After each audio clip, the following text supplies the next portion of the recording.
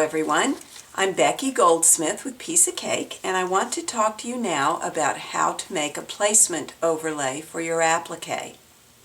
Begin with a piece of vinyl that is clear, not too thick and not too thin.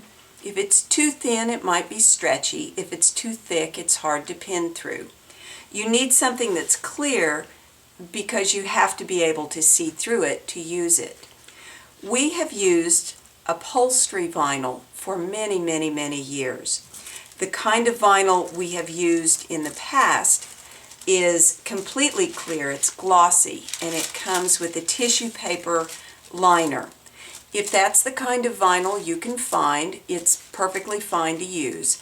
If your vinyl comes with tissue paper, be sure you keep it, because if you ever fold the vinyl or roll it without the tissue paper next to it, it can sort of stick together, and the lines that you will have drawn on the vinyl can transfer from one part to another.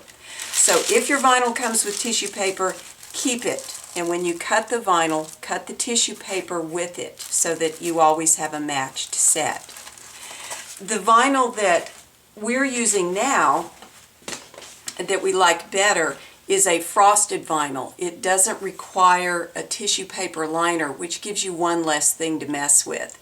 Now, if you look at it when it's not next to something, it doesn't look particularly clear. But when you place the vinyl next to the pattern or the fabric, you can see through it clearly. This is nice, and I have this on the website. Again, you want a weight that is not so thin it feels like it would stretch, nor so thick that it feels like it would be difficult to pin through. Cut your vinyl so that it is the finished size of your block. If it's too large, it's harder to work with. And you don't want it so small that you can't draw the entire design onto the vinyl. There are times, and you'll know when it's the time, that you need to tape your pattern to the table to keep it fixed and flat. But there are other times when you can pin the vinyl directly to the pattern page. Use painter's tape so that you don't tear the pattern paper when you remove the tape. Use painter's tape and stick the vinyl in place over the pattern. It's kind of handy when you can do this, because that way you can turn the pattern in the vinyl at the same time to trace it. You want to trace the vertical and horizontal center lines. You can either do that by hand or use a ruler to help you make straight lines. And then you're going to trace the entire pattern. Let me zoom in a little bit here. There are two pens that I like for this. This is the one that I have used forever. It's an ultra fine point Sharpie marker. You can also use an extra fine point Sharpie marker, but you don't want a pen that makes too thick a line. Black is your best choice, because you're very rarely positioning black applique fabric underneath the vinyl. If you draw this with, say, a green ink and you're positioning a green leaf, it can be difficult to see the line. A new pen that I've found lately is a Faber Castell pen. You want the small size pen. Now this is interesting because it marks on glass and plastic and a variety of other things. It also makes a very permanent line on fabric. On a non-porous surface, though, it makes a line that is erasable up to a point. So if you were tracing and you made a mistake that you wanted to fix right away, you could turn this down and erase it. Now, I doubt that you would want to erase an entire pattern just so you could reuse the vinyl over and over again. You could try it, but I think it's more handy for those immediate mistakes that you might make.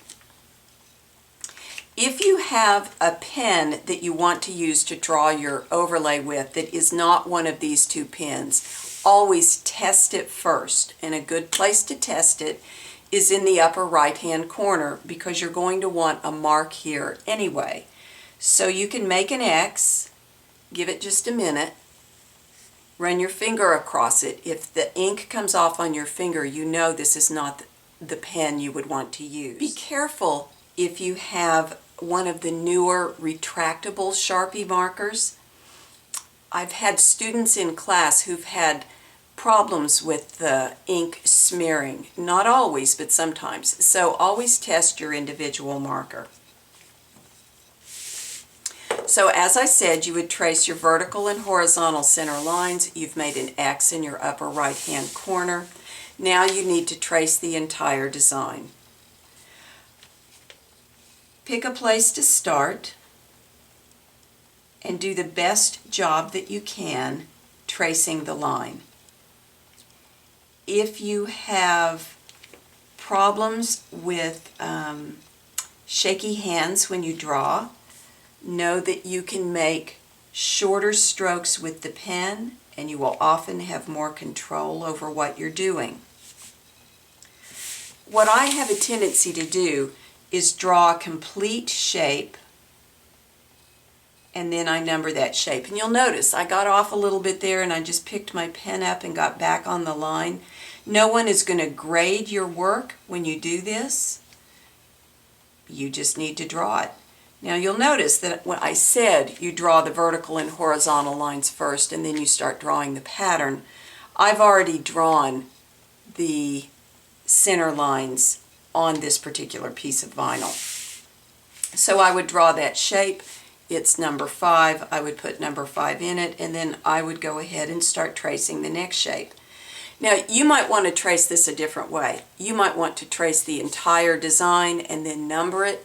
You might want to number the thing and then trace it. It doesn't matter how you do it, as long as the lines and numbers that are on the pattern ultimately end up on your vinyl.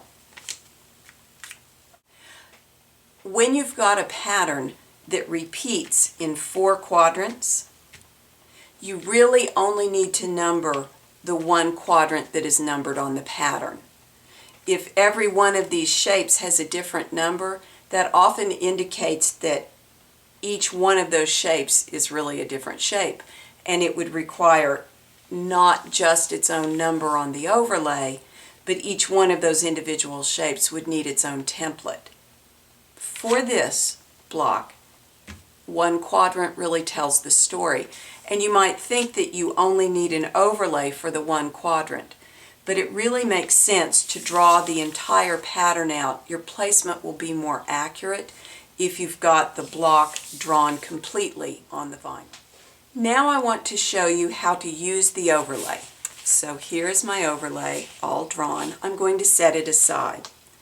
I'm going to position that number 5 flower on the applique block. I've already prepared this block for applique, and if you haven't seen it yet, you might want to look at the video that shows you how to prepare your blocks. So I've already pressed the background in half horizontally and vertically. I've marked the ends of those pressed in lines, and I've put my X in the upper right-hand corner of my background block. I'm going to position this flower. It's going to be easier to do that if I have my background on my sandpaper board, because the sandpaper will keep the background fabric from shifting around as I'm maneuvering the applique piece in place under the overlay. When you look at your overlay, the first thing you want to do is make sure that the numbers that you drew on the overlay are right side up. If they're upside down, it's going to give you some problems. The next thing you look at are the X's in the corners. You make sure that the overlay is in the proper orientation over the block. So both marks are in the upper right-hand corner, they're together. That tells me my overlay is in position. I am right-handed, and so I'm going to be more comfortable reaching underneath the overlay here. It makes a lot of sense for me to turn this so that as I'm maneuvering this applique piece into place, I'm working from the right.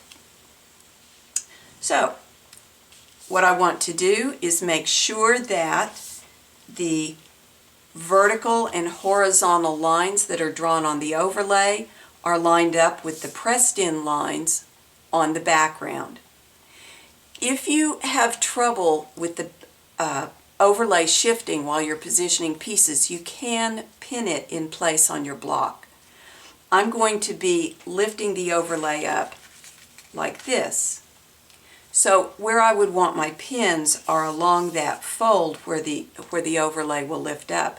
It doesn't do you much good to put your pins way at the top of the block. It doesn't hold it very securely in place. The best pins to use, I think, are flat flower head pins because they don't distort the fabric by lifting up. Now, when you put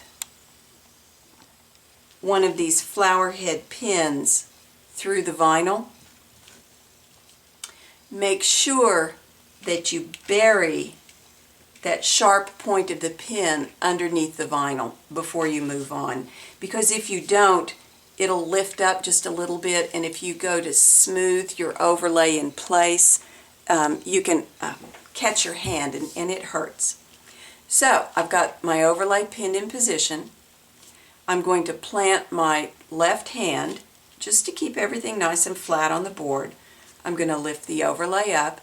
Now I've already finger pressed this shape before I put it in position, and in other videos where I talk to you about how to sew, I will stress finger pressing the edges under before you move things into position. Now I want to zoom in here so you can see better what I'm doing, so let me shift this just a bit. Alright, I like to use the point of my scissors to move things into position, but this is, I can use my fingers to get this mostly where it needs to be. Now, getting a shape this large into position is not as hard as you would think. What I do is look at 2 points that are pretty far from each other, and I concentrate on getting the applique piece into position at those 2 points. Because once those are in position, everything else will line up nicely.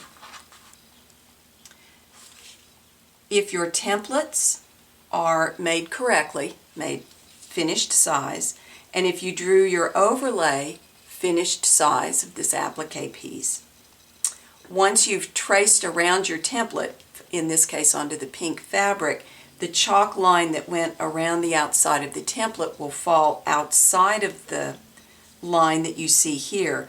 So what I'm looking for is for the chalk line that I drew on my template piece to be almost like a halo around the drawn lines on the overlay.